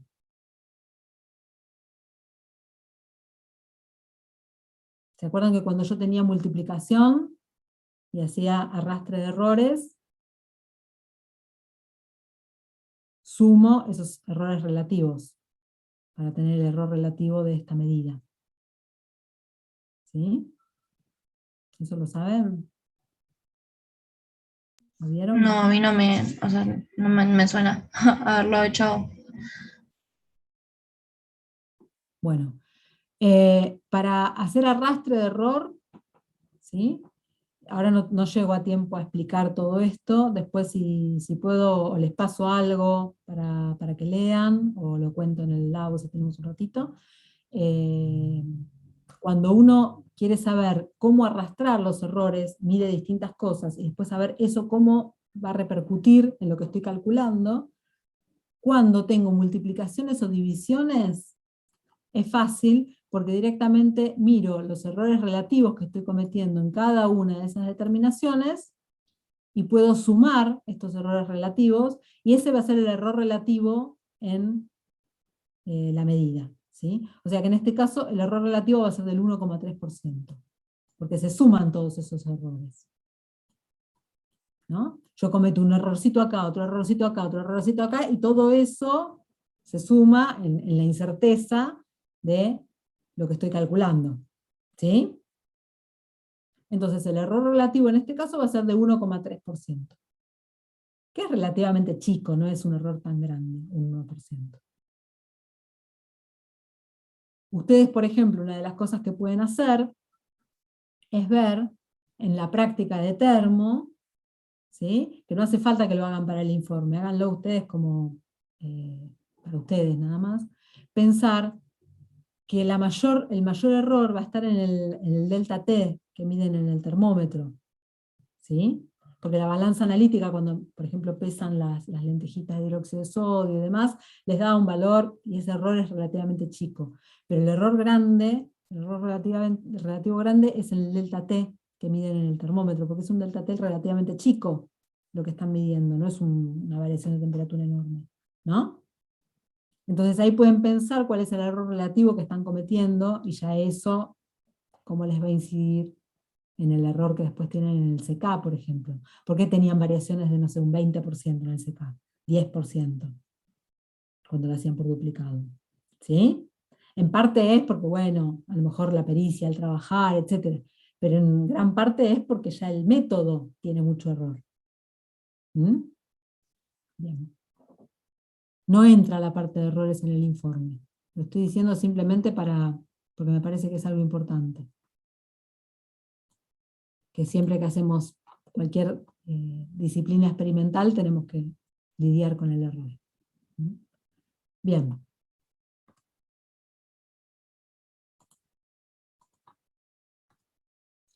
Entonces, por un lado dijimos, yo tengo una muestra, un titulante, voy a realizar una reacción de ácido-base, ¿y cómo doy cuenta del avance de esta reacción? Para empezar, el avance de esta reacción tiene que ver con la cinética de la reacción, ya que hicimos el TP de cinética.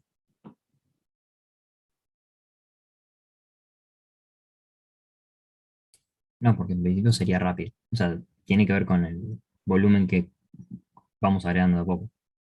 Claro, la cinética de esta reacción es muy, muy rápida, porque para empezar, tenemos protones que son muy chiquititos, así que difunden muy rápido, ¿sí? Y la reacción tiene una energía de activación muy bajita, la neutralización. O sea que la cinética es rapidísima, pero lo que estamos haciendo nosotros es alicuotar uno de los reactivos. Por eso es que vamos dando cuenta de un proceso de reacción, ¿sí? Porque estamos agregando gota a gota uno de los reactivos, que es justamente el hidróxido de sodio, que es nuestro titulante. Ahora, ¿cómo damos cuenta de ese avance de reacción y cuando decimos, bueno, llegó a neutralizarse? Se completó la reacción. ¿Qué hacemos ahí? Es decir, ¿cuándo frenamos de agregar gota a gota el hidróxido?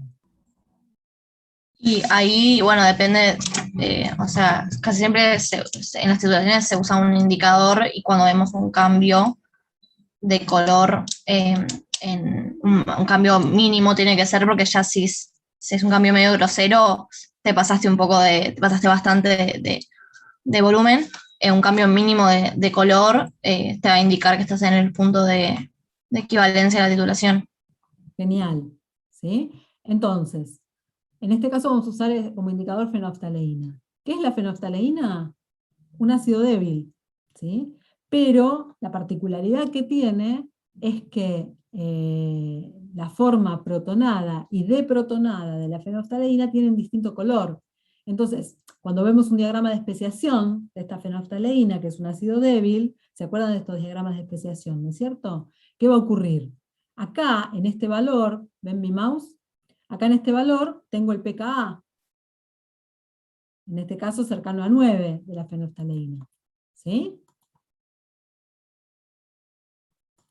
Entonces, por acá, yo estoy en un valor de pH cercano a 9, y este es mi pKa de la fenoftaleína. ¿Qué va a ocurrir? A pHs muy por debajo de este valor, la forma que predomina es la forma protonada de la fenoftaleína, que es incolora. Esa molécula protonada es incolora. ¿Sí? Cuando yo voy basificando el medio, llega un punto, cuando llego al pKa, donde voy a tener mitad y mitad de la forma protonada y deprotonada. ¿Sí?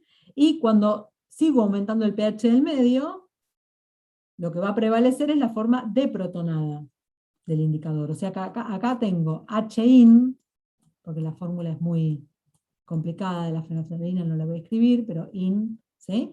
Y de este lado tengo in menos, que es la forma deprotonada de la fenolftaleína, ¿sí? Esta forma deprotonada es fucsia, con lo cual cuando yo me paso de pH 9, lo voy a ver de color fucsia, ¿sí? Esto va a ser por acá. Incoloro va a ser por acá. ¿Y qué es lo que va a ocurrir cuando yo me acerque a este pKa? Bueno, como va aumentando la concentración de esta forma de protonada, ¿sí? Aumenta ligeramente, empiezo a verlo rosadito. ¿Mm? Ustedes van a ver, cuando vayan agregando gota a gota el titulante, tienen que estar todo el tiempo agitando el Erlenmeyer, ¿sí? Porque si no, lo único que se va a teñir es la zona donde cae la gota, pero no está homogeneizado. Tengo que ir agitando, y lo que va a ocurrir es que cuando se estén acercando a este punto, cuando estén por acá, por ejemplo, ya en el lugar donde cae la gota de titulante lo ven fucsia, la gotita que cae, y en agitación enseguida desaparece el color, porque se homogeniza, ¿sí? Porque en el momento en el que cae la gota no está perfectamente homogeneizada la solución y la concentración no es pareja. ¿Mm? Entonces en el momento en el que cae la gota lo ven fucsia y después desaparece. O lo ven rosadito y desaparece. Bueno, ahí tienen que ir aflojando, ir yendo cada vez más lento, con el agregado de gotitas. El manejo de esta bureta es bastante complicado. Si pipetear les resultó un poco difícil, bueno, la bureta es un poquito más difícil todavía, ¿sí? Y uno tiene que ajustar la posición del robinete, ir moviéndola lentamente, para que ese goteo al principio sea relativamente rápido, y cuando me esté acercando a este punto final, sea cada vez más lento para poder frenar justo. ¿Sí? No me quiero pasar por 3 gotas. Si me paso por 3 gotas lo voy a ver así. O sea, no me quiero pasar ni por una gota. ¿Está? Porque quiero medir ese volumen muy bien, si no, ahí estoy cometiendo un error enorme. ¿Estamos? Bien. Muchas veces lo que se hace en una titulación es hacer una primera titulación rápida. Porque si no tengo que estar todo el tiempo como gotita, gotita, gotita, imagínense, 10 mililitros, no sé, que tenga que gastar de titulante, y lo voy haciendo gotita, gotita, gotita, puedo estar toda la tarde. ¿Está? Entonces lo que hago es como una primera titulación, donde voy a cometer bastante error, pero lo hago más o menos rápido, me voy a pasar por 2 o 3 gotas, pero por 2 o 3 gotas, no mucho más, y voy a gastar a lo mejor 9,3 mililitros. Anoto ese valor. Digo, me pasé, pero son 9,3. Bueno, sé que el valor del punto final va a estar un poquito por debajo de eso. Y entonces después, la segunda y la tercera titulación, que son las buenas, las que después voy a promediar y voy a usar, ¿qué hago? Escurro más o menos rápido hasta llegar a 7,5. ¿Sí? Y después empiezo a escurrir cada vez más lento, y después sí voy gotita, gotita, muy lentamente. Incluso puedo descargar hasta un cuarto de gota, media gota, un cuarto de gota. Después lo vamos a ver cómo. Bien. ¿Se entendió esta idea? ¿De cómo llego? Consulta. Sí. Como nosotros sabemos que el vinagre por ahí tiene una cierta concentración ya de entrada, ¿podemos evitarnos ese paso de hacer una primera titulación rápida?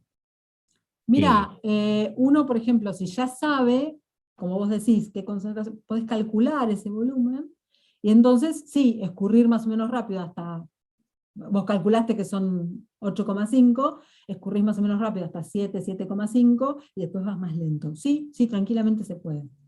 Sí. Pero a veces te pasa que en la primera te pasás, porque si no sabés a qué tenés que apuntar, es muy difícil. Es muy difícil ir tan lento. Pero sí. Bueno, otra cosa importante. En el Erlenmeyer, yo no, por ejemplo, si voy a medir 2 mililitros, ¿no?, de muestra, no puedo poner solamente esos 2 mililitros de muestra, porque es un volumen muy chiquitito, es como una película de líquido en el fondo, y ahí es muy difícil ver cambios de color, agitar, bueno, un montón de cosas que se complican. Entonces, ¿qué es lo que hago? Agrego agua, un volumen de agua, que tiene que ser agua destilada, agua de buena calidad,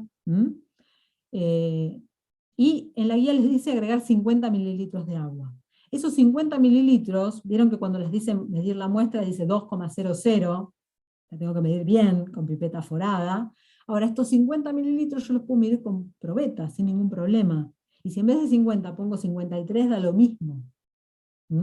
Porque lo único que estoy agregando es agua, que no me cambian nada los moles de ácido ni de base, ¿sí? Ni me cambian nada el punto final que voy a ver, ni nada de todo esto.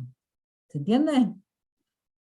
De la misma manera, muchas veces lo que pasa, y por eso les decía lo del cuarto de gota en la bureta, muchas veces lo que pasa, si este es el piquito, por acá tengo el robinete, y mi bureta acá arriba, ¿sí? Voy descartando y van cayendo gotas. ¿Sí? Van cayendo gotas. Ahora puede ocurrir que cuando cierro el robinete, porque yo lo que voy a estar mirando no es la gota que cae, lo que voy a estar mirando es cómo va bajando ¿cómo que se llama? Lo que voy a estar mirando es el Erlenmeyer, la muestra, y cómo vira mi indicador, ¿sí? Entonces, cuando llego a este punto, que se pone todo rosa, corto, ¿sí? Y lo que dicen en general las buenas prácticas de laboratorio es que tiene que ser un color rosa pálido que se mantenga durante 30 segundos. Si desaparece muy, muy, muy rápido, todavía le falta un poquitito más. Pero yo corto y a lo mejor después vuelvo a abrir apenas ese robinete y dejo caer otra gotita, por ejemplo, para ver si ahí llego al punto final. ¿Se entiende? Porque voy a estar ahí regulando como muy finito. Ahora, ¿qué es lo que puede pasar? A lo mejor cae justo toda una gotita entera, o a lo mejor lo que ocurre en ese punto es que me queda, voy a dibujar con celeste, es que me queda, ¿vieron que a veces queda como media gotita que no termina de caer? ¿Ahí? ¿Sí? ¿Se lo pueden imaginar? Bien. Entonces, a lo mejor cuando yo abrí, en vez de caer una gota entera, cayó, como salió media gotita, y a veces viene bien titular a media gota, no a gota entera, porque una gota puede ser un volumen muy grande, para los errores que estamos manejando. Lo que hacemos con esa media gotita para poder arrastrarla es pisetearla, lo que llamamos pisetearla. ¿Vieron la piseta de agua? La piseta de agua que tenían en la mesada, de agua destilada, con la que tiraban gotitas de agua, ¿sí? Entonces, con esa piseta de agua, arrastran esta media gotita. Le tiran apenas un chorritín de agua acá, y se arrastra esa media gotita. Y cae en el Erlenmeyer, ¿sí? Y a lo mejor con esa media gotita ya llegan al punto final. O sea, estas son las cuestiones del químico analítico, ¿no? De trabajar ahí, muy finito, para tener un valor cada vez mejor, más acotado. Bien. Y tampoco importa ese volumen de agua que están agregando. De la misma manera en que los 50 de agua que ponían, lo único que da es un volumen para el medio, ¿sí? Pero no cambia ni los moles de ácido, ni los moles de base, ni nada. Bien.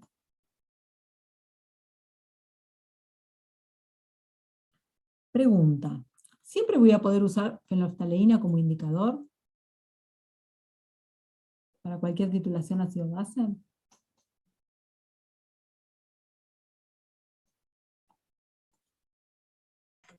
No, va a depender de el tipo de titulación que hagas y el viraje, sobre todo el indicador. O sea, si vos querés titular otra cosa y el indicador no sé, o sea, puede no servir para esa titulación porque puede virar en un pH distinto al el que está sucediendo. Correcto. A ver, hay dos cuestiones acá. Por un lado yo tengo un pH que es el del punto de equivalencia, ¿no? En este caso si tengo hidróxido de sodio y ácido clorhídrico, ¿cuál va a ser ese pH, el punto de equivalencia? Bueno, está marcado acá, 7,0, ¿no? Porque es ácido fuerte, base fuerte, y el pH de equivalencia está justo en 7.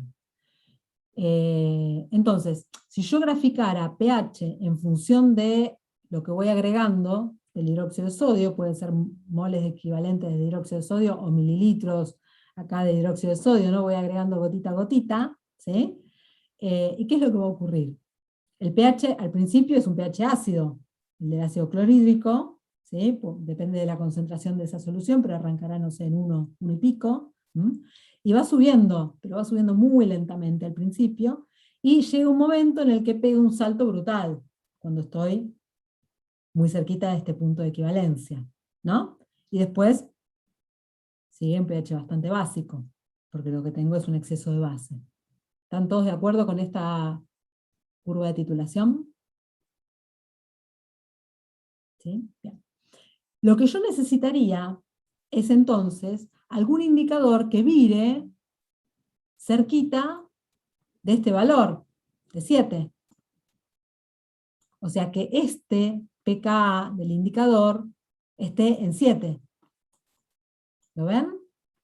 Porque ¿qué es lo que va a ocurrir en ese caso? Acá en torno a 7, lo que va a ocurrir es que va a cambiar de color mi indicador. Por debajo de 7 tiene un color, por arriba de 7 tiene otro, y entonces cuando cambia de color yo digo, estoy acá en este punto de equivalencia, y lo que yo voy a estar mirando es el volumen agregado. Pero cuando llego a este volumen, voy a tener acá esa indicación de punto final de la titulación que me la da el indicador. ¿Sí? Coinciden perfectamente el punto final con el punto de equivalencia en ese caso, que es lo ideal, lo que uno busca en una titulación. Cuando yo estoy trabajando con una base fuerte y un ácido fuerte, lo que ocurre es que este salto, este escalón, es tan grande y tan abrupto, que en realidad la fenolftaleína que vira por acá arriba, ¿sí? Porque vieron que la fenolftaleína no estaba en 7, estaba en 9, ¿no? Entonces el viraje de la fenolftaleína está por acá. Por acá es incolora y acá es fucsia. ¿Sí? Ahora, fíjense que este viraje de la fenolftaleína, ¿cuándo me va a marcar que frene? Y me va a marcar que frene en este punto. Y este punto en realidad coincide con el mismo volumen del punto de equivalencia. ¿Sí? O sea que no tengo acá un error por usar fenolftaleína que vira un poquito por arriba del punto de equivalencia de mi reacción. ¿Sí? ¿Se entiende esta idea? Sí, sí. Bien. Ahora, ¿qué es lo que va a ocurrir cuando yo, en vez de tener un ácido fuerte y una base fuerte, tenga, por ejemplo, con el caso que vamos a titular en el laboratorio, una base débil? ¿Puede ocurrir que tenga una base débil? Sí, claramente. No lo voy a usar nunca como titulante a un ácido débil. ¿Se entiende? Siempre como titulante voy a usar uno fuerte, ácido o base. ¿Sí? Ahora, puede pasar que mi muestra sea una base débil o un ácido débil. Eso no lo puedo elegir porque es la muestra que necesito titular. No es que digo, bueno, como es débil, mejor titulo otra cosa. No, lo que necesito titular es el vinagre. Entonces, eso no lo elijo. ¿Qué es lo que va a pasar? ¿Cómo se modifica esta curva ahora? Yo se las dibujé acá, bueno, lo robé de internet, pero está superpuesto para que vean la diferencia. Esta era la del ácido fuerte, ¿no? Esta de acá abajo, en rojo, la del ácido fuerte. Y esta va a ser la del ácido débil. Se modifica esta primera parte, la segunda parte no. ¿Por qué no se modifica la segunda parte? Porque la base fuerte. Porque es la parte de la base fuerte, acá es donde tengo el exceso de hidróxido de sodio. ¿Sí? ¿Está? Bien. Ahora, pensemos un poquito, ¿qué es lo que pasa acá con el ácido acético? ¿Por qué cambia esta curva? Imagínense que arrancamos con un ácido acético de la misma concentración que el clorhídrico que teníamos antes. Misma concentración analítica. ¿Sí? Ya estoy empezando de un pH un poquito mayor. ¿Por qué?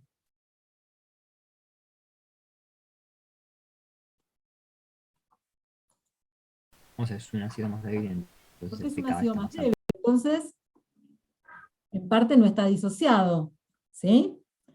Fíjense que acá, cuando agregué 0 mililitros del titulante, lo único que tengo es la muestra pura, en este punto, en el 0. Bien, ¿qué es lo que va a ir pasando? Al principio agrego unas gotitas del titulante, y el pH salta. ¿Ven que sube al principio más o menos rápido? Y después, en toda esta zona, se mantiene como medio, no constante del todo, pero más o menos lejos. No aumenta tan rápido. Y después acá otra vez pega un salto. Este salto más grande. ¿Qué pasa en esta zona? ¿Qué es lo que tengo en esta zona? Se arma un buffer. La zona buffer. ¿Sí? Fíjense que el pH que voy a tener por acá,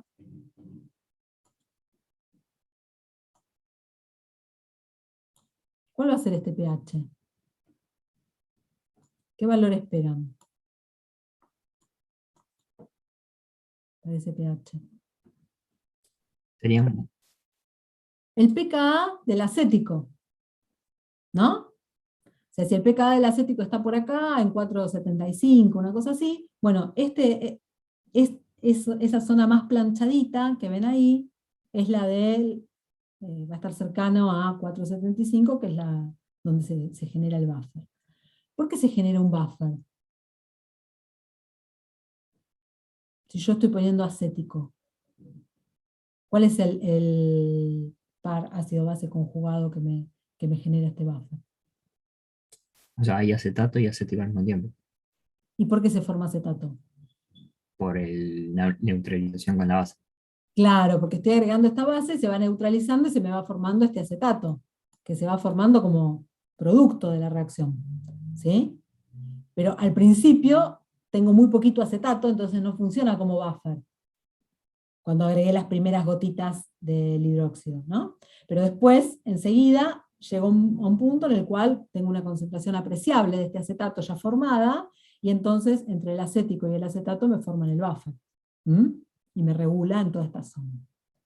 Bien. Entonces, volviendo al tema del indicador, pensemos lo siguiente. En este caso, ¿puedo usar fenoftaleína? Va. ¿Por qué? Primero, ¿el punto de equivalencia dónde va a estar? ¿En 7,0?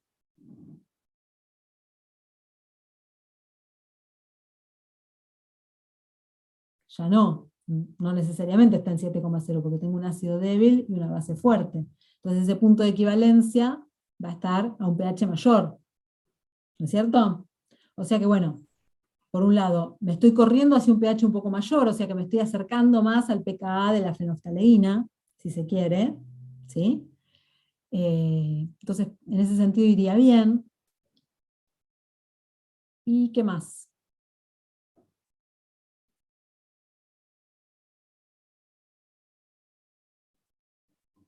¿Hay algo más que tenga que pensar acá?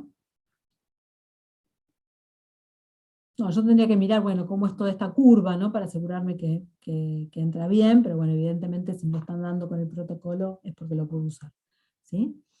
Ahora, hay un montón de indicadores distintos. ¿Se acuerdan, por ejemplo, el que les di la vez pasada en la práctica de cinética para probar el espectrofotómetro y que terminamos viendo que estaba contaminado todo el material, que estaba mal lavado con ácido? Sí. ¿Qué era? ¿Qué indicador era? ¿Se acuerdan que les dije? El naranja de metilo, ¿no era?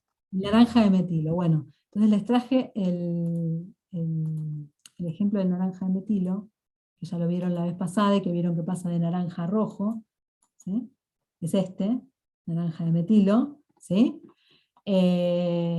Cuando está ácido es rojo y cuando está más básico es naranja, ¿sí? Pero el pH en el cual cambia está acá, cercano a 4. ¿Mm? Entonces, me puede servir muy bien este naranja de metilo para qué tipo de titulación, por ejemplo. Una base débil con clorhídrico, por ejemplo. Claro, podría andar, ¿no? Una base débil titulada con ácido clorhídrico. Bien. Pero si lo usase para ver esto, ¿qué ocurriría?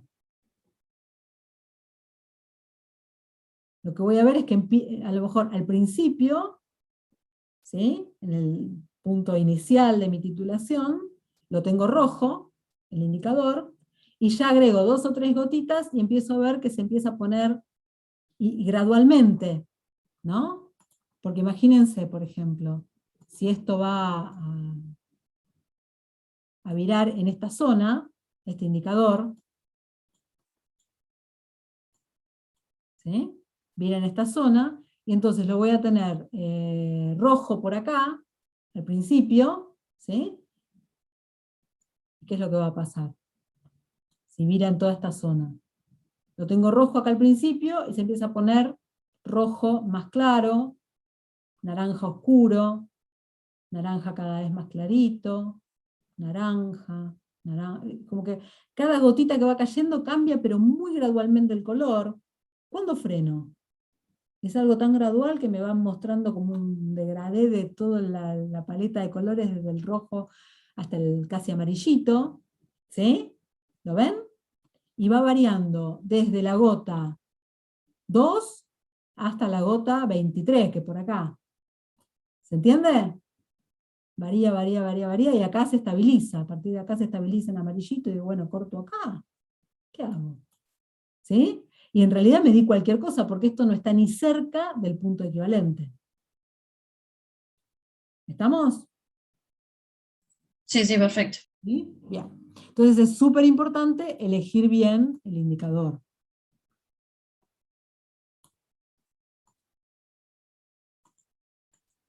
De hecho, por ejemplo, muchas veces yo tengo que hacer una muestra, la tengo que titular 2 veces. O sea, no solamente titular 2 veces para tener 2 valores y promediarlos y hacer exactamente lo mismo las 2 veces, sino sería titularla 4 veces. Titularla 2 veces con un indicador y 2 veces con otro. ¿Sí? Por ejemplo, cuando puedo tener mezclas de distintos ácidos, y puedo tener un ácido diprótico y uno monoprótico, ¿sí? ¿Se entiende? ¿Qué es lo que va a pasar, por ejemplo, si yo tengo un ácido diprótico? Y titulo. Ahí podría elegir, titular con uno o con el otro. ¿Lo ven? Y a lo mejor con este indicador veo este salto, y con este otro indicador veo este otro salto. ¿Sí? Ahora, si yo sé que tengo un ácido diprótico, tengo que saber, bueno, con qué indicador lo estoy titulando, porque justamente el volumen que gaste hasta acá va a ser la mitad del volumen que después voy a gastar hasta acá. Y la cuenta que tenga que hacer va a ser distinta. ¿Se dan cuenta? Porque en un caso estoy titulando los 2 protones y en el otro caso estoy titulando uno solo. Claro, claro. ¿Sí? Bien.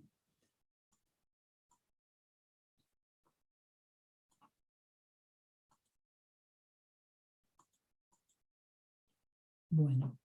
Entonces, con respecto a la metodología, dijimos, es bastante sencillita. Tienen que medir los 2 mililitros de la muestra, agregar 50 de agua y 5 gotas de solución de fenoftaleína. Si se les van 6 gotas de fenoftaleína, ¿cambia? No, porque el indicador no le genera nada en la reacción, ¿o no? Claro. O sea, es 5 gotas es una cosa. No le pueden agregar un chorro de fenoftaleína. claro. Como que el indicador también es un ácido débil. Está muy diluido, ¿sí? Pero si yo agrego una cantidad mucho mayor de 5 gotas, le pongo 15 gotas y ya puedo estar teniendo errores. ¿Lo ven? El protocolo Sí, sí, está perfecto. ajustado. Entonces, si se me van 6 gotas, no me hago un harakiri. ¿Está? Porque es lo mismo. Lo mismo con los 50 mililitros de agua. ¿Puedo poner 45? Sí. ¿Puedo poner 58? Sí. No pasa nada. Pero no puedo poner 150, porque ahí sí puedo tener diferencias. Otra cosa importante es que para ver este salto, el indicador, bueno, la fenoftaleína es muy fácil, es un indicador que todos queremos usar, porque es muy fácil ver esa diferencia entre incoloro y fucsia, ¿sí? Hay otros indicadores, como por ejemplo el naranja de metilo, que el cambio es entre naranja y rojo, entonces bueno, ahí es más difícil, ¿sí? Hay indicadores que van del amarillo patito al amarillo huevo, bueno, cuesta ver eso. Pero siempre como forma de trabajo lo que hacemos es poner un papel blanco por debajo del Erlenmeyer. Y entonces eso ayuda mucho, porque si abajo lo que tenemos es, por ejemplo, el pie universal, ¿vieron? y es de color gris, o es de color, y cuesta bastante ver ahí una tonalidad apenas rosada, porque lo que tenemos que distinguir no es un incoloro a un fucsia, sino de un incoloro a un apenas rosado. ¿Mm? Bien. Bueno, y esto es lo que dijimos, ya esto está dicho. Hay otras maneras de medir ese punto equivalente, ¿sí? Que no es con un punto final que revela un indicador, sino, por ejemplo, yo podría medir esto con un pHímetro, directamente, ¿sí? Acá lo que estoy titulando es una muestra básica a la que le estoy agregando ácido. ¿Por qué digo esto? Bueno, acá estoy midiendo en volt. Bueno, también podría medir directamente pH, ¿no? Esto podría ser directamente pH, para que no se compliquen tanto. Bueno, entonces estoy midiendo pH en función del volumen agregado de titulante, ¿y qué es lo que va a pasar? Tengo mi muestra básica, voy agregando un titulante que es ácido, parto de un pH 13, no sé, grande, y lo que va a ocurrir es que va a ir bajando, bajando, bajando, bajando, hasta que en algún momento baja abruptamente, y después otra vez medio se estabiliza, y llega casi como asintóticamente a un valor, que es el que tendría el titulante solo, porque tengo mucho exceso de titulante. ¿Sí? Entonces, acá lo que estoy haciendo es viendo la curva esta de pH en función del agregado de volumen de titulante. ¿Cómo puedo hacer? Entonces, ¿acá necesito un indicador? No, puedo hacerlo todo de forma incolora, no necesito que me lo revele un indicador, ya estoy midiendo el pH. Y lo que tengo que ver es cuál es el valor de volumen, bueno, me quedó torcida la raya, pero es para abajo, ¿sí? Acá tengo que medir cuál es el volumen de este punto, que es el punto equivalente, ¿sí? ¿Cómo hago para medir eso? Bueno, acá les puse una foto de un pHímetro, y esta es una foto de mi laboratorio, que es un memotitulador. Esto es un titulador que hace el trabajo del analista, ¿sí?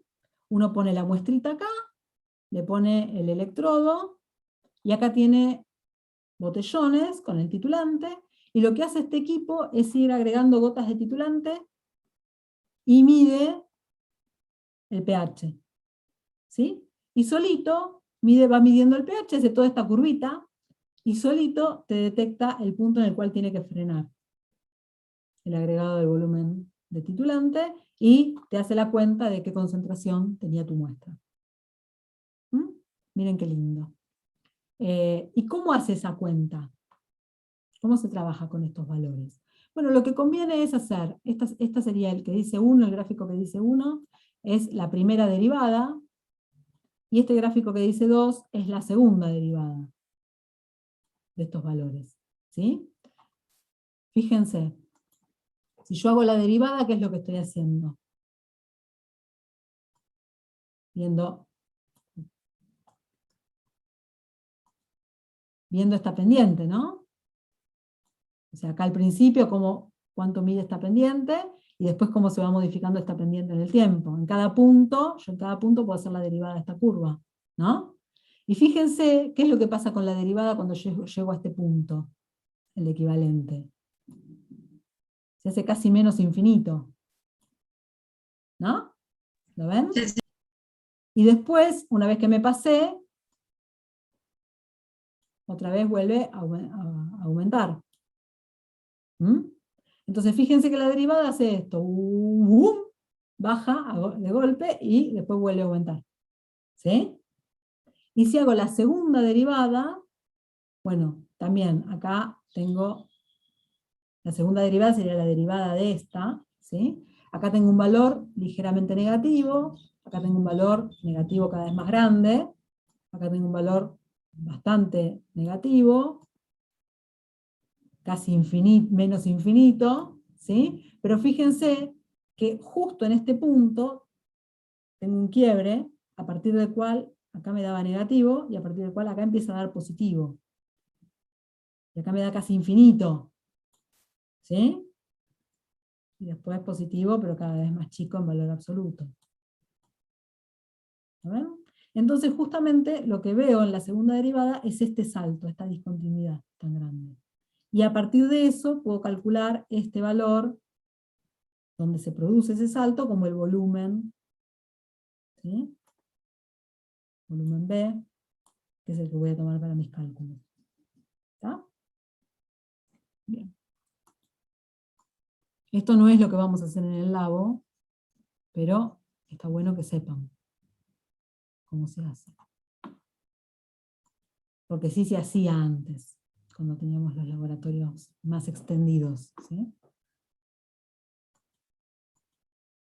Bueno, soluciones reguladoras. ¿Se acuerdan de buffer? Sí, podríamos decir que sí. Podemos decir. Con muchas dudas y carencias. Bueno, repasen toda la teoría, ¿sí? Porque es re importante tener fresca toda esta teoría para poder interpretar los resultados. ¿Mm? Vamos a trabajar con un buffer de fosfato, que esta mezcla se las vamos a dar nosotros ya preparada. Van a tener una mezcla de fosfato diácido y fosfato monoácido. En este caso el ácido ortofosfórico es triprótico, o sea que cuando hacemos un diagrama de especiación vamos a tener un montón de especies, ¿sí? Para mirar acá, y tiene 3 pKas por cada uno de los hidrógenos ácidos, ¿sí? Entonces, ¿dónde nos vamos a estar moviendo nosotros con este buffer? Si estamos teniendo una mezcla que tiene 0,4 moles del diácido y 0,4 moles del monoácido. ¿A qué pH vamos a estar? Alrededor de 7. Alrededor de 7. Este pKa creo que es 7,2. No me lo acuerdo de memoria, pero creo que es 7,2. Este valor de pKa. ¿Sí? Vamos a estar